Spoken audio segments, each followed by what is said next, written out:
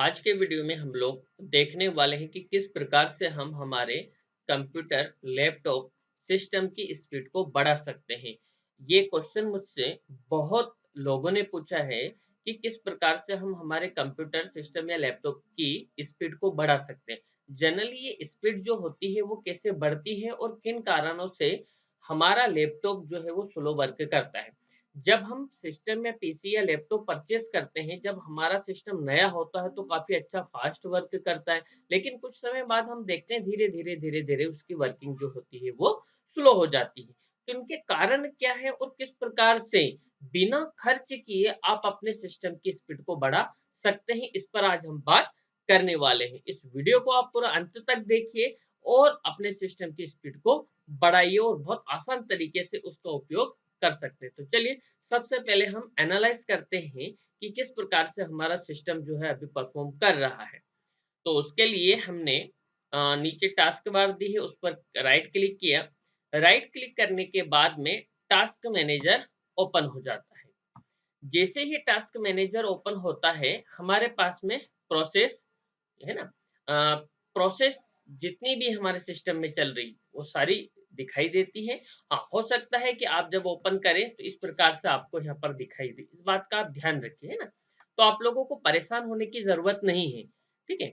आपको ये more detail पर क्लिक करना है। जैसे ही आप मोर डिटेल पे क्लिक करेंगे, आपके पास में ये चीजें आ जाएगी, आप इसको यहाँ से मैक्सिमाइज कर सकते हैं। जब यहाँ से आप मैक्सिमाइज कर लेते हैं तो अब आपके सामने देखिए मेन चीज होती क्या है, हमारे कंप्यूटर में होता है सीपीयू, है ना। सब जानते हैं कि सीपीयू जो होता है वो सेंट्रल प्रोसेसिंग यूनिट है। इनपुट से लेकर आउटपुट तक का जितना भी सारा काम होता है वो सीपीयू करता है। फुल फॉर्म है इसका सेंट्रल प्रोसेसिंग यूनिट, ध्यान रखिएगा, है ना। अब ये प्रोसेसर जो होता है इसमें और भी फंक्शन होते हैं, जैसे कंट्रोल यूनिट होती है, अर्थमेटिकल लॉजिकल यूनिट होती है, उनके अलग अलग काम होते हैं। कैसे मेमोरी होती है उसका अलग काम होता है, उनकी कोर होती है, ये बहुत सारी चीजें होती हैं जो मैं आपको पर्टिकुलर एक वीडियो बना दूंगा प्रोसेसर के ऊपर ही, और हार्डवेयर सेक्शन में उसको मैं दे दूंगा। तो उस वीडियो को देखने के बाद में आप पूरी प्रोसेसर की डिटेल को समझ जाएंगे। फिर होता क्या है हमारे पास में मेमोरी। मेमोरी जो होती है हमारे सिस्टम में फिजिकल भी होती है और वर्चुअल मेमोरी भी होती है। फिर होता है डिस्क, है ना। ये चीजें अब देखिए हमारे पास में क्या है, सीपीयू है, मेमोरी है और डिस्क है। आप देख रहे हैं अभी टोटल मेरा कंप्यूटर जो उपयोग में कर रहा हूँ 5% सीपीयू उपयोग हो रहा है। अब ये बढ़ता कैसे है, इसको भी हम समझ लेते हैं। फॉर एग्जाम्पल के लिए मैंने कोई भी एक प्रोग्राम ओपन किया या कोई भी एक प्रोसेस की, तो अब देखिएगा उसके बाद में इंटरनेट एक्सप्लोरर में ओपन कर लेता हूँ, ठीक है। इसको हम यहाँ पर साइड में रख लेते हैं। अब आप देख रहे हैं कि जैसे ही मैंने एक प्रोग्राम ओपन किया, क्या हुआ, रिजल्ट आपके सामने है ना। रिजल्ट आपके सामने है। डायरेक्टली मेरा सीपीयू जो है वो पहुंच गया बढ़कर 70, 60, 30%। मेमोरी का भी यूज ज्यादा होने लगा। अब और भी चीजें हम ओपन कर लेते हैं। फॉर एग्जांपल के लिए हमने कंट्रोल पैनल ओपन किया, तो यहाँ पर देखा कंट्रोल पैनल। जैसे मैं कंट्रोल पैनल ओपन करता हूँ, अब देखिएगा फिर से क्या हुआ, सीपीयू यूजेज बढ़ गया, ठीक है। यहाँ से कैटेगरी व्यू को आप लार्ज आइकन कर सकते हैं यदि इस तरह से आपको समझ में नहीं आता है, ठीक है। फिर हमने एडमिनिस्ट्रेटिव टूल्स में गए, एडमिनिस्ट्रेटिव टूल्स भी ओपन हुआ। ये बेसिक सी चीजें मैं ओपन कर रहा हूँ, उसमें आप देखिए मेरे प्रोसेसर और इनकी स्पीड बढ़ रही है। तो इन सब चीजों को हम यहाँ से क्लोज कर देते हैं, ये हमें समझ में आ रहा। अभी तो और कोई प्रोग्राम मैंने, हार्ड एप्लीकेशन जो होती है जो ज्यादा सीपीयू मेमोरी का उपयोग लेती है, उसको मैंने ओपन किया ही नहीं। 8% ये चल रहा है, 7% कम हो जाएगा मेमोरी का भी उपयोग। अब हमें ये समझ में आ रहा है कि यहाँ पर कौन सी एप्लीकेशन हमारे सीपीयू का उपयोग कर रही है। बिल्कुल इस लिस्ट में आपको समझ में आ जाएगा, ठीक है। मेमोरी में भी ये समझ में आ जाएगा, ठीक है। टास्क मैनेजर चल रहा है तो कितनी एमबी मेमोरी वो ले रहा है, डिस्क 0%। प्रोसेसर ये मॉनिटर होता है, पूरा का पूरा आप सिस्टम को एनालाइज करके मॉनिटर कर सकते हैं, उसको पूरा देख सकते हैं, बारीकी से समझ सकते हैं इन चीजों को। फिर परफॉर्मेंस पे जब हम जाते हैं तो हमें यहाँ पर पूरा परफॉर्मेंस समझ में आ जाएगा। परफॉर्मेंस में सीपीयू का परफॉर्मेंस है, मेमोरी का परफॉर्मेंस से है और डिस्क का परफॉर्मेंस से। अब जनरली कुछ क्वेश्चंस जो होते हैं मेरे पास में, वो ऐसे होते हैं कि सर अभी हम जो मेमोरी उपयोग कर रहे हैं वो 2 GB है या 4 GB है, ठीक है, तो हम इसको 16 GB कर लें क्या? हाँ, कर लेना, लेकिन ये तो देखिए आपकी वो 4 GB या 8 GB मेमोरी रैम है आपके सिस्टम में, वो पूरी यूज हो रही है कि नहीं? आप मेमोरी लगा दोगे तो उससे ऐसा थोड़ी कि स्पीड एकदम फास्ट हो जाएगी। सिर्फ स्पीड मेमोरी पे डिपेंड नहीं करती है, ना ही प्रोसेसर पे डिपेंड करती है, नहीं हार्ड डिस्क पे डिपेंड कर। देखिए एक चीज समझने की कोशिश आप कीजिएगा कि ये जो कंप्यूटर है ये एक प्रकार से एक मशीन है, एक सिस्टम है। अब हर एक चीजें जो है एक दूसरे पर डिपेंड है, उस वजह से सभी चीजों का बराबर होना बहुत जरूरी है।